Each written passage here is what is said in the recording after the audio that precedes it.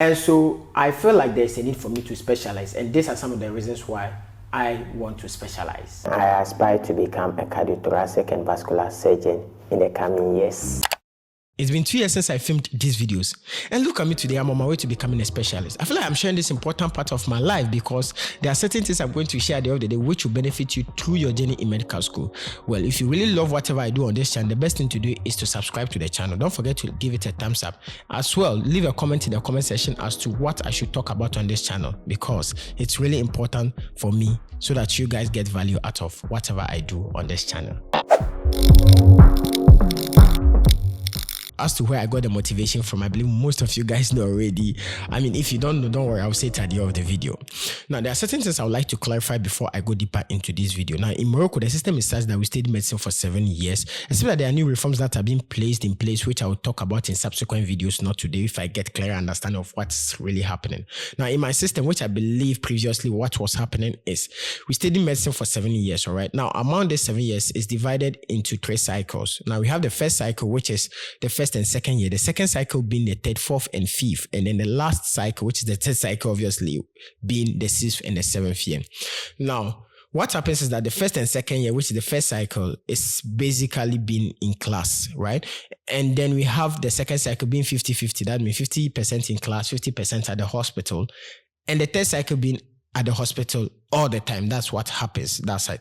Now, as to how you end up becoming a specialist, there are 2 ways, right? We have the residency, which when you are done with the medical school, which is the 7 year of medical school, then you sit down for the exams. When you pass, you get into the residency. Then we have this one, which everybody is really yearning for, which is after your 5th year of medical school, you can sit down for a competitive exams, which when you get in, you start, you complete your medical school, all right, but before you complete, you are becoming a specialist. There are no 2 ways about that. So that is what I took, and that is how come I can now talk in front of my camera that I'm becoming a specialist, knowing very well that I've passed the exams. So there are certain things I would like to share with you guys which I know will benefit you, and so that's why I'm doing this video basically. So just stay glued. I'm going to say it all here today so that you can get a lot out of it. But then if there are certain questions you would like to ask, you still have to put it in the comment section. So whatever I have for you guys today does not only pertain to the medical intent, it's also for the residents, because we all have the same exams. And so there are certain things obviously I'm going to share with you guys which I really used, and it helped me succeed in these exams. Now, I will start off with what I call the strategy. Now, this exams is basically about strategy and luck, obviously, but which I will talk about at the latter part of the video. And definitely some time to come, I will share my experiences and with other people I wrote these exams with. Now, when it comes to strategy, there are 4 things that I always take out of strategy. We have what we call the time, the organization, and not doubting yourself, and writing as well. Now, understanding how the exams is going to be set and how the ambience is going to look like will actually help you to put your strategies in place. It's just like going for a battle. Now, if you know where your enemy is going to attack, you can protect there in order to, win the battle. It's simple as that. Now, why do I say this? Time is of the essence when it comes to this particular exams. It's just 2 hours to answer 4 questions. Now, when this is happening to you, there are certain questions that will take more than 30 minutes if you decide to share this time among these questions. So you don't have to, allocate time for each question, because there are certain questions that will take less than 30 minutes, obviously. So whenever you start the exams, just start it. Don't think I'm using 30 minutes for this, because at the end of the day, when you're not able to finish one question within 30 minutes, you'll be frustrated to answer the second question. And what happens is that in this particular exam, the number 2 strategy is not doubting yourself. There is no way you should doubt yourself. Whenever you start answering your question, that is what you are writing. There is no going back, because there's no time to even go back to even check time. And so there's no doubting. So the moment you miss this particular step, a lot is going to happen to you in the exams hall. Now, there's one important strategy most of you guys miss out on, is the organization, which is really important. When you organize your work, it actually helps you to grasp whatever you are studying.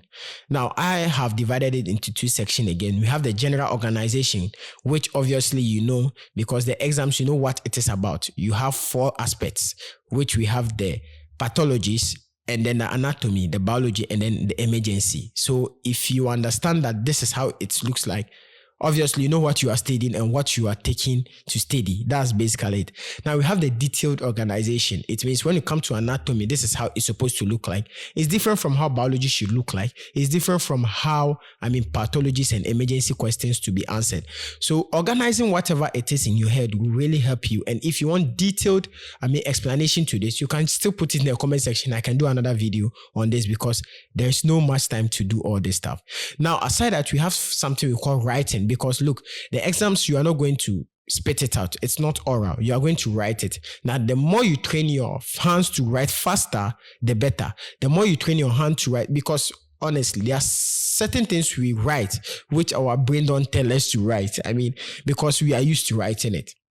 That is where we get to the second part, which is the tools that are involved in, preparing for these exams. Now, normally these exams, minimum people take 3 months to prepare for it. So you can imagine what goes into it. Now, what I normally tell people is that now when you're preparing for these exams, just learn generally, understand the concept, what it is. This is where you need certain videos on the internet to help you understand the concept.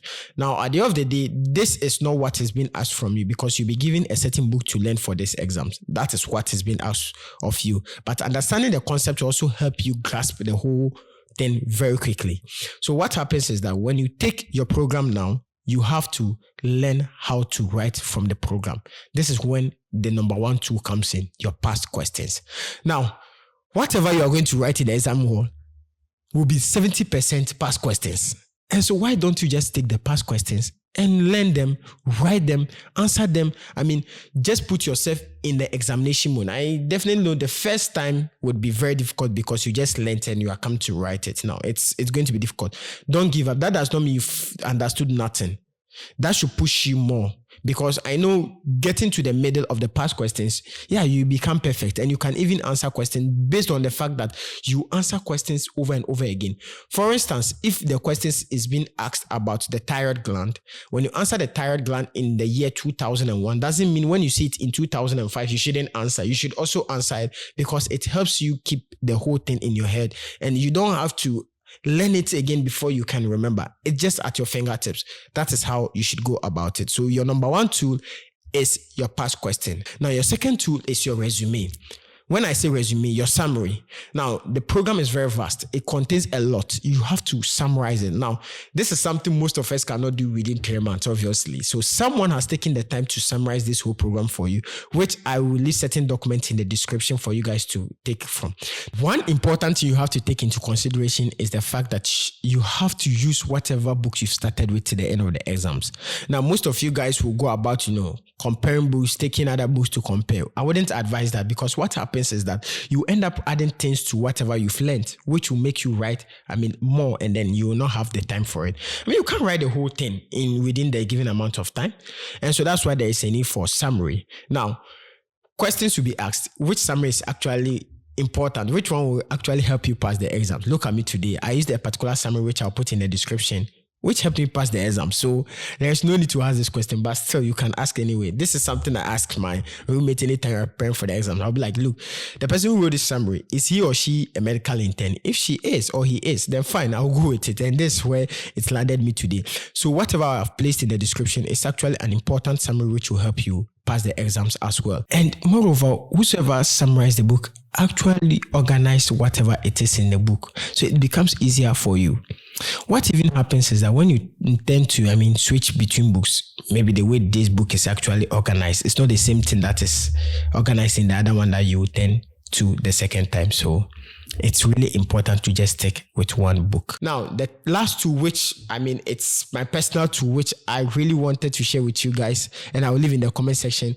Now, there's this strategy I use, not a strategy, it's a tool actually. Now, this tool is actually a tool that will not make you be biased. Well, I didn't create it. It was created by a friend, Ismail, who it's also a medical intern at the moment. So he used this tool, and which I thought was really important in order for you to, avoid being biased. Now, what happens is that when you are learning and you are solving the past questions, you become biased because your brain tells you that you can answer this question better than this question. It happens to each and every one of us, which I believe it will happen to you when you are preparing for this exam.